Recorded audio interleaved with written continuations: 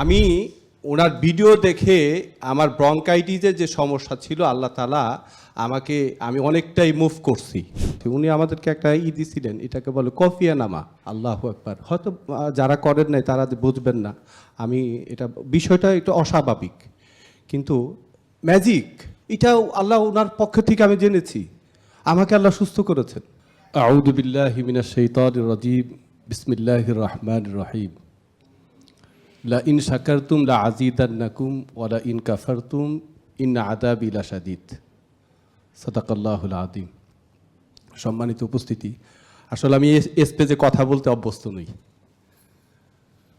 স্যারের এই পরিবেশে আমি যতবারই আসছি, তার মান, তার চিকিৎসার অবস্থা দেখে আসলে আমাকে আজকে উঠতে হলো। সম্মানিত উপস্থিতি, আসলে ডায়ালিসিস করতে কেউ কি দেখেছেন? বিশাল বড় এক যন্ত্র নিয়ে এখান থেকে এখানে পাইপ দিয়ে রক্তগুলো নিয়ে আবার পরিষ্কার করে আবার তাকে দেওয়া হয়। ক্যান্সার রোগীদের থেকে দেখেছেন কিনা কেউ? আমি দেখেছি কেমো করতে। এই রোগীগুলো যদি স্যারের এখানে আসে কেউ, স্যারের কতটা তারাই বুঝবে যাদের এই সিচুয়েশন হয়েছে। আল্লাহ তাআলা, হ্যাঁ, আমি গত 2013-তে আমি ব্রঙ্কাইটিসের একটু সমস্যা ছিল আমার। ইন্ডিয়াতে গেলাম, ওরা আমাকে বাধ্যতামূলক একটা অপারেশনের কথা বললো। ঠিক আছে, অপারেশন করলাম।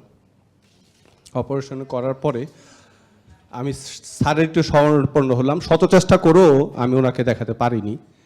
আমি ভিডিও দেখলাম। ভিডিও দেখার পরে আমি কিছু জিনিস মানা শুরু করলাম, যেটা আল্লাহু আকবার। এই যে আমি এক ডাক্তার কাছে গিয়েছিলাম গত কদিন আগে। উনি 15-20 দিন পর্যন্ত তার সিরিয়াল পাওয়া যায় না। উনি 1000 টাকা বিজেট নেন। তো 1000 টাকা বিজেট নিলে 100 রুগী দেখে উনি 1 লক্ষ টাকা প্রতিদিন আয় করেন। অথচ আমি ওনার ভিডিও দেখে আমার ব্রঙ্কাইটিসের যে সমস্যা ছিল আল্লাহ তাআলা আমি অনেকটাই মুভ করছি। উনি বলতেছিলেন এটাকে বলে এই প্রশান্তি চর্চা করতে, উনি বলেন ভালো ঘুমাতে, উনি বলেন ব্যায়াম করতে। আসলে এই সময়টুকু তো উনি রুগী দেখতে পারতেন। আসলে যারা দূর থেকে বলেন, আলোচনা করেন, তারা কি আসেন না, দেখেন না যে আসলে আমরা যারা সুস্থ হচ্ছি, আমরা যারা ভালো আছি, তাদের কথা কি তারা দেখেন না? এর জন্য আমরা বলবো যে দূর থেকে সমালোচনা করেন না, আমরা ভালো আছি। আমাদেরকে আল্লাহ তো ওনার কথা মেনে আমরা ভালো আছি। উনি আমাদেরকে একটা দিছিলেন, এটাকে বলে কফিয়ানামা। আল্লাহু আকবার। হয়তো যারা করেন নাই তারা বুঝবেন না। বিষয়টা একটু অস্বাভাবিক, কিন্তু ম্যাজিক এটাও আল্লাহ ওনার পক্ষ থেকে আমি জেনেছি।